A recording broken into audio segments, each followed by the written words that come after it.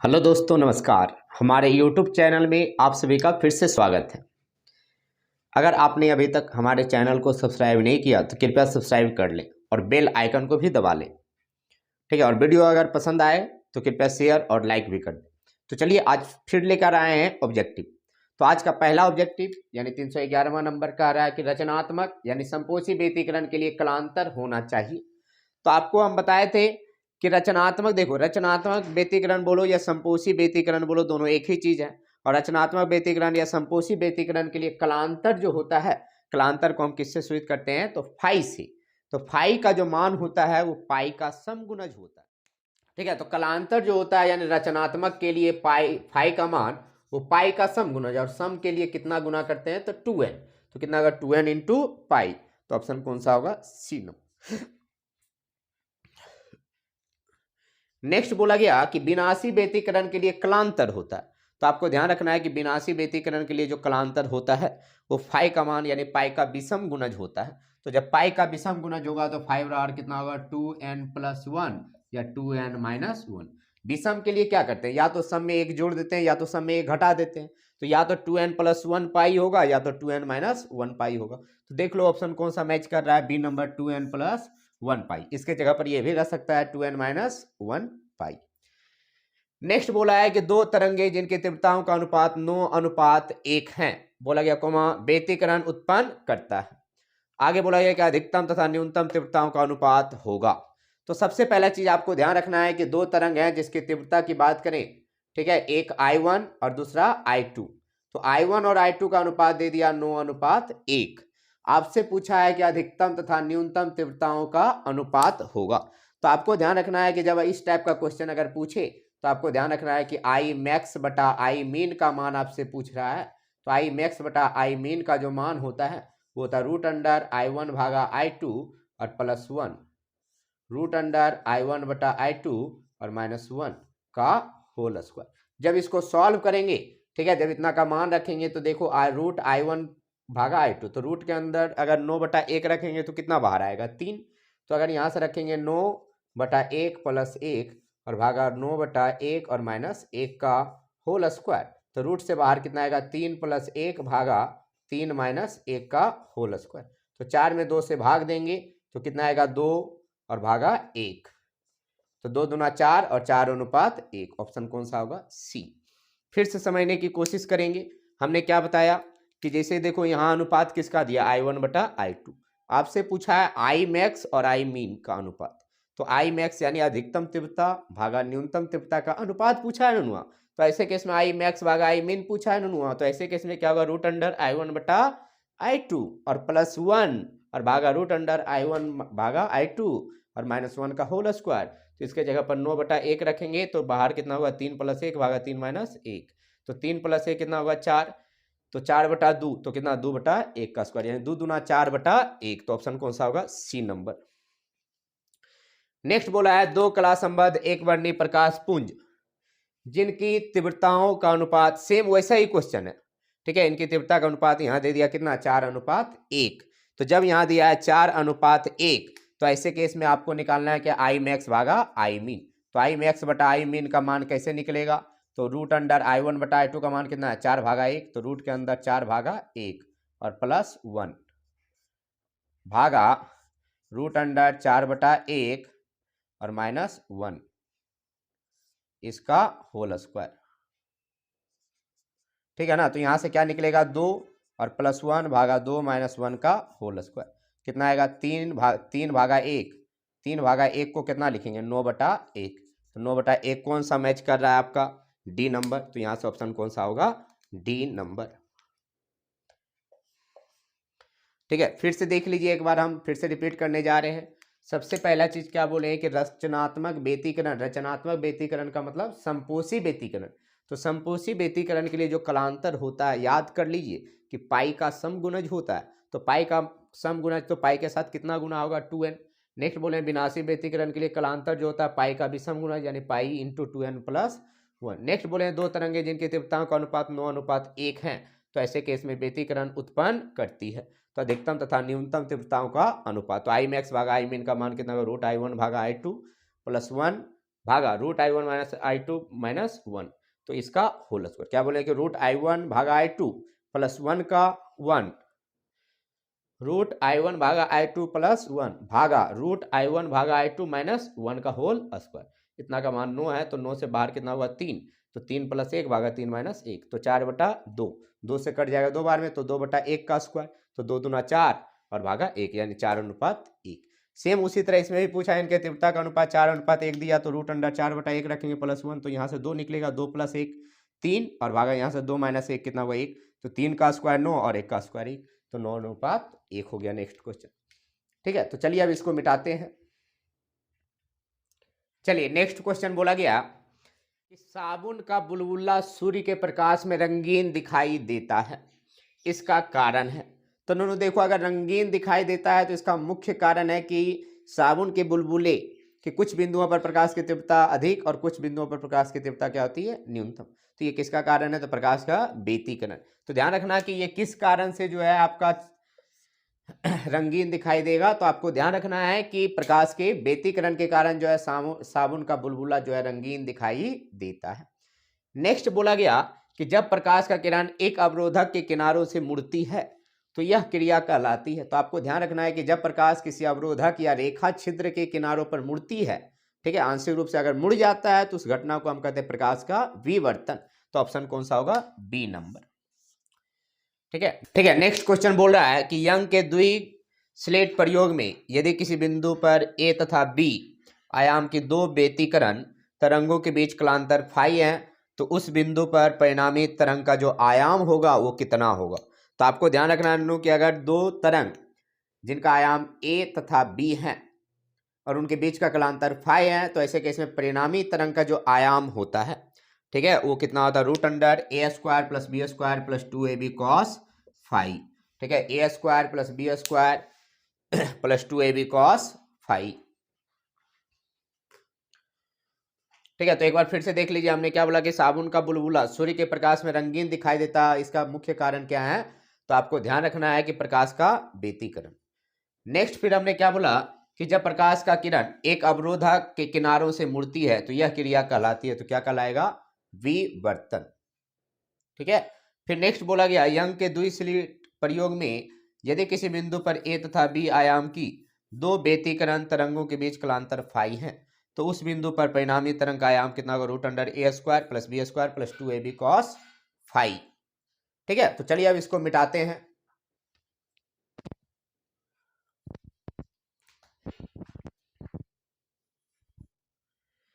अब आगे देखिए, नेक्स्ट क्वेश्चन बोल रहा है कि ध्रुवन कोण की स्पर्शज्या पदार्थ के अपवर्तनांक के बराबर होता है। क्या बोला है कि ध्रुवन कोण की स्पर्शज्या पदार्थ के अपवर्तनांक के बराबर होता है, और यह कहलाता है, यानी कौन सा नियम कहलाता है। तो पहला में दिया है मेलस का नियम, दूसरा में दिया है ब्रूस्टर का नियम, तीसरा में दिया है कॉम्पटन का नियम, और चौथा में दिया इनमें से नहीं। तो आपको ध्यान रखना है बाबू कि अगर कभी भी ध्रुवन कोण की स्पर्शज्या का मतलब हुआ tan थीटा। तो अगर मान लो ध्रुवन कोण tan है तो इसका tan थीटा जो है वो अगर म्यू के बराबर है, तो ऐसे केस में ये किसने दिया था, तो ब्रूस्टर का नियम कहता है। नेक्स्ट बोला है कि ब्रूस्टर का नियम है, तो क्या होगा, म्यू बराबर tan IP, क्योंकि ब्रूस्टर कोण को किससे सूचित करते हैं, IP से। तो ऑप्शन कौन सा होगा, सी नंबर। ठीक है, ब्रूस्टर कोण को किससे, तो IP से। तो ऐसे केस में क्या होगा, म्यू बराबर tan IP। नेक्स्ट क्वेश्चन बोला गया कि तरंग का कलांतर फाई, किसी भी तरंग का कलांतर जो फाई होता है, फाई का पथांतर ΔX से संबद्ध है। ठीक है, यानी तो ΔX के रूप में जो है कलांतर का मान कितना होगा। तो आपको ध्यान रखना है कि ΔX का जो मान होता है, ठीक है, कौन सा x का, ΔX का, यानी पथांतर का जो मान होता है वो कितना होता है, λ/2π × फाई। ठीक है, λ/2π × फाई। ठीक है, तो ऑप्शन कौन सा होगा, सी नंबर। ठीक है, कौन सा होगा, सी नंबर। नेक्स्ट क्वेश्चन देखिए, बोल रहा है कि यंग के द्विछिद्र प्रयोग में, ठीक है, यंग के द्विछिद्र प्रयोग में छिद्रों की चौड़ाई तथा पर्दे से छिद्रों की दूरी, ठीक है, छिद्रों की चौड़ाई को किससे, छोटी डी से। तो बीटा बराबर आपने क्या पढ़ा, λ/D/D। तो इसका मान बोला है कितना कर दिया गया, चौड़ाई तथा पर्दे से छिद्रों की दूरी दोनों दुगनी कर दी जाए। तो ई भी दुगना और ये भी दुगना, तो बीटा डैश का मान कितना आएगा, लेमडा 2 इंटू डी भागा 2d। तो ये 2 2 कट गया, कितना आया, लेमडा डी बाय डी। यानी पहले इतना ही आया, पहले कितना था, लेमडा डी बाय डी, और बाद में भी उतना ही आया। इसका मतलब इसमें कोई परिवर्तन नहीं होगा, ना तो बढ़ेगा और ना ही घटेगा। तो ऑप्शन कौन सा होगा आपका, सी नंबर, यानी अपरिवर्तित। फिर से देख लो हमने क्या बोला, बोले हैं कि ब्रूस्टर कोण के स्पर्शज या पदार्थ के अपवर्तनांक के बराबर होता है, और ये कहलाता है कौन सा नियम, तो ब्रूस्टर का नियम। ब्रूस्टर का नियम कहता क्या है कि म्यू बराबर 10 IP। नेक्स्ट बोला है कि तरंग का कलांतर फाई का पथांतर डेल्टा एक्स से संबद्ध है, तो डेल्टा एक्स बराबर lambda by 2 pi into pi. Young के द्विछिद्र प्रयोग में छिद्रों की चौड़ाई तथा पर्दे से छिद्रों की दूरी दोनों दुगनी कर दी जाती है, तो फ्रिंज की चौड़ाई तो क्या होता है, अपरिवर्तित रहता है। ठीक है, तो चलिए इसको मिटाते हैं, अब नेक्स्ट आगे बढ़ेंगे। चलिए नेक्स्ट क्वेश्चन बोला गया ध्यान से पढ़ेंगे। बोला गया है कि लेमडा तरंगदैर्घ्य वाले फोटोन की ऊर्जा है, तो आपको हम पढ़ा चुके हैं कि ई बराबर या तो h इंटू न्यू होता है या फिर एच सी बाय लेमडा होता है, h इंटू न्यू या एच सी बाय लेमडा। तो आपका ऑप्शन कौन सा मैच कर रहा है, एच सी बाय लेमडा, तो ऑप्शन कौन सा होगा, बी नंबर। ठीक है, कौन सा होगा, बी। नेक्स्ट बोला गया, ठीक है, नेक्स्ट बोला गया कि प्रकाश की अनुप्रस्थ तरंग प्रकृति पुष्टि करता है, किसको पुष्टि करता है, तो ध्रुवन को। प्रकाश की अनुप्रस्थ तरंग प्रकृति किसको पुष्टि करेगा, तो ध्रुवन को। याद रखेंगे कि प्रकाश की अनुप्रस्थ तरंग प्रकृति पुष्टि करता है, तो ये किसको पुष्टि करेगा, तो ध्रुवन को। नेक्स्ट बोला गया दो उन तरंगों के व्यतिकरण से उत्पन्न अधिकतम परिणामी आयाम का मान होगा जिसे प्रकट किया जाता है। तो यहां देखो y1 बराबर 4 साइन ओमेगा 2, y2 बराबर 3 कॉस ओमेगा 2।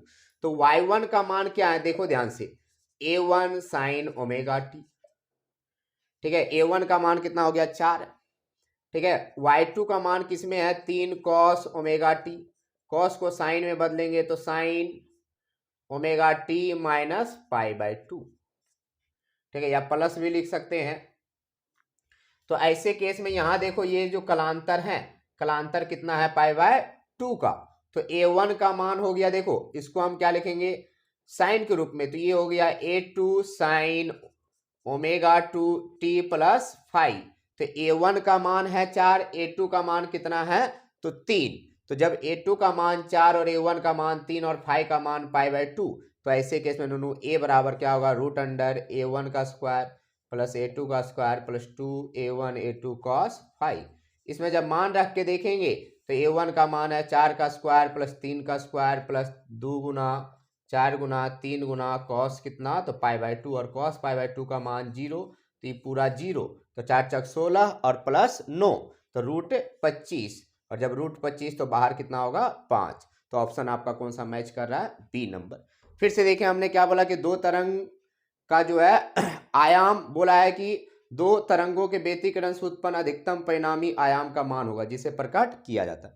तो पहला तरंग है y1 बराबर 4 साइन ओमेगा टी, y2 बराबर 3 कॉस ओमेगा टी। तो ऐसे केस में a1 साइन ओमेगा टी और इसको a2 cos omega T. a1 का मान 3 है, a2 का मान निकालना है, तो a1 का मान, इसको हम तुलना किससे करेंगे, y1 से। तो y1 बराबर कितना है, 4 साइन ओमेगा टी, इसको तुलना कर लीजिए a1 साइन ओमेगा टी। तो a1 का मान यहाँ कितना है, 4, तो a1 हो गया आपका 4।